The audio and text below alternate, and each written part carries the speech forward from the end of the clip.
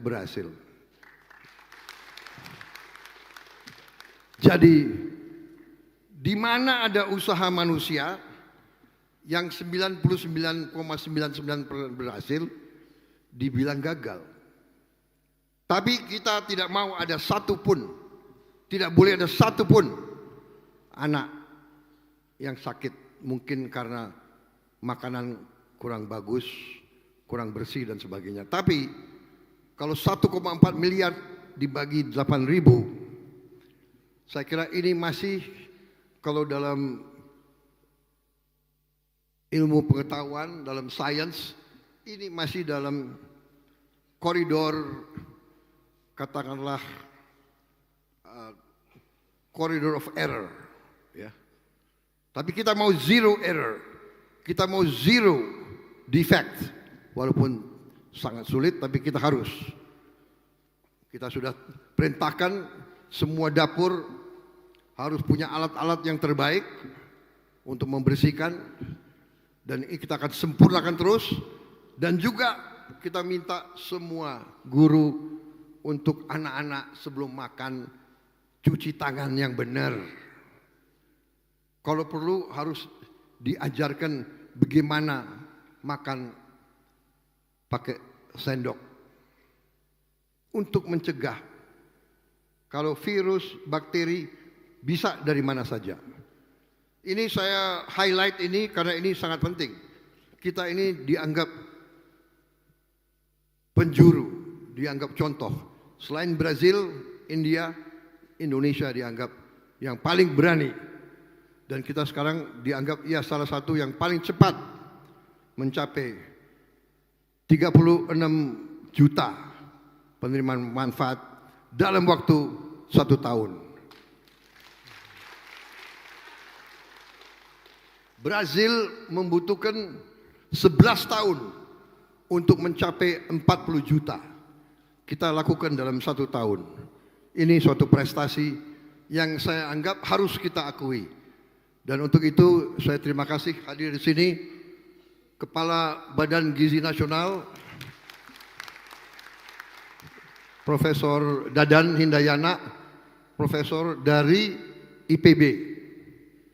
Jadi saudara-saudara, leadership, pemimpin.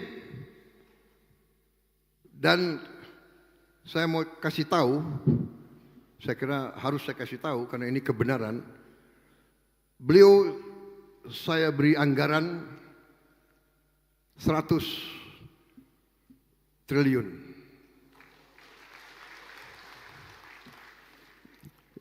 Jangan terlalu cepat tepuk tangan. Pertama anggarannya di awal tahun 2025 adalah 71 triliun yang kita rencanakan. Dari penghematan, efisiensi yang saya dibantu oleh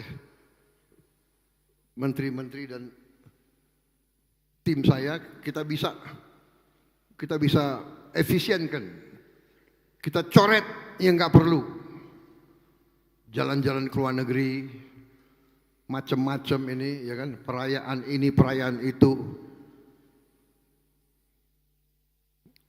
Saya kira tiap kementerian tidak perlulah bikin upacara perayaan ulang tahun kementerian, cukup sederhana saja.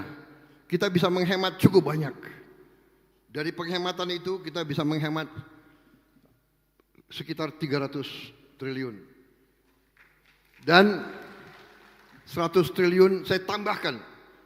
Dari 71 triliun saya tambahkan 100 triliun.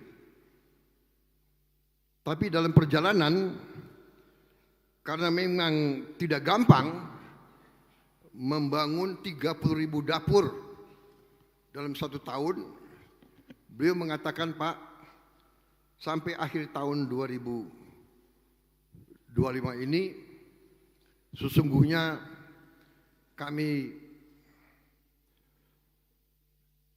tidak perlu seluruhnya, sehingga beliau kembalikan kepada pemerintah pusat, ya, kepada saya beliau kembalikan 70 triliun.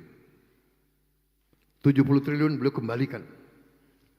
Ini saya kira dalam sejarah Republik Indonesia hampir nggak pernah terjadi. Pejabat mengembalikan uang. Biasanya udah mulai November, pejabat menghabiskan uang. Mencari kegiatan untuk anggaran dihabiskan. Beliau bilang, beliau kembalikan 70 triliun.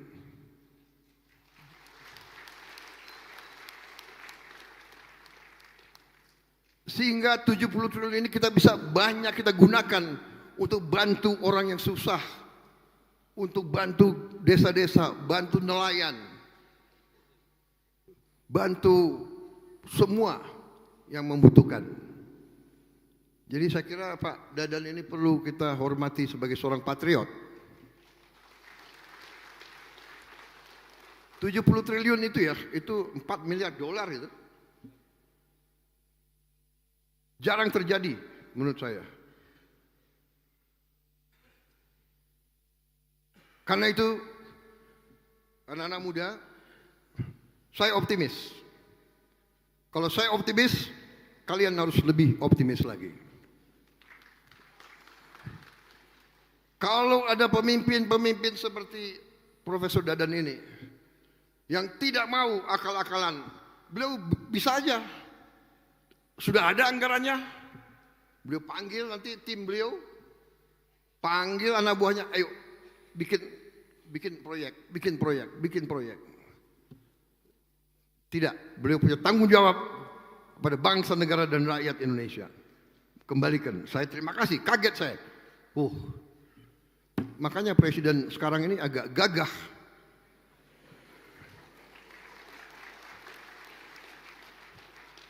Boleh tanya menteri-menteri dan anak buah saya, kadang-kadang mereka minta, kami punya anggaran ini Pak, berapa kau butuh? Saya butuh 5T, saya kasih 10. Bayangkan kapan ada presiden kayak begitu itu. Karena anak buah saya hebat-hebat. Ya. Kalau ada 1-2 nakal, saya peringati. Ya kan, 1 kali peringatan masih nakal, masih nggak mau dengar, 2 kali peringatan, 3 kali apa boleh buat? Reshuffle, harus diganti. Karena demi negara, bangsa dan rakyat tidak boleh ada rasa kasihan. Yang kasihan rakyat Indonesia.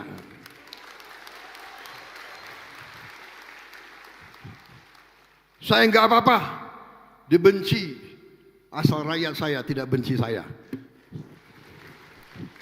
Kalau saya dibenci oleh maling-maling, koruptor, manipulator, penipu-penipu yang serakah, nggak apa-apa, nggak ada urusan.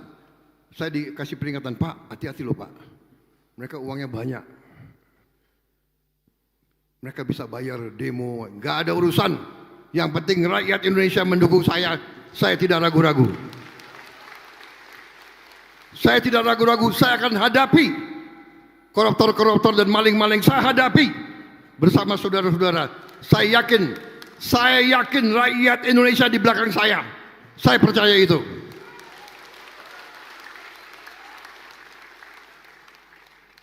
Saya kira cukup ya.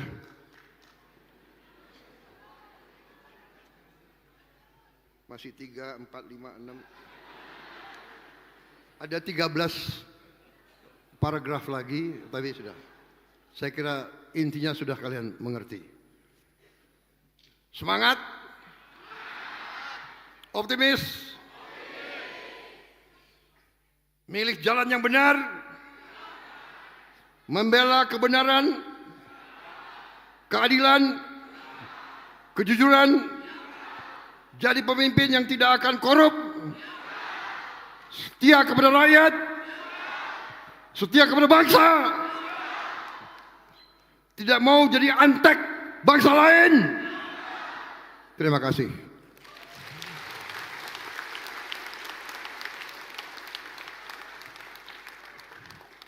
Ingat, belajar untuk berbakti, raih ilmu untuk bangsa. Mengabdi kepada bangsa dan negara. Kalau ragu-ragu, selalu membela rakyat, saudara-saudara sekalian. Wassalamualaikum warahmatullahi wabarakatuh. Salam sejahtera bagi kita sekalian. Shalom, salve, Om, Santi, Santi, Santi, Om, Namo Buddhaya, salam kebajikan. Merdeka! Merdeka! Merdeka! Terima kasih.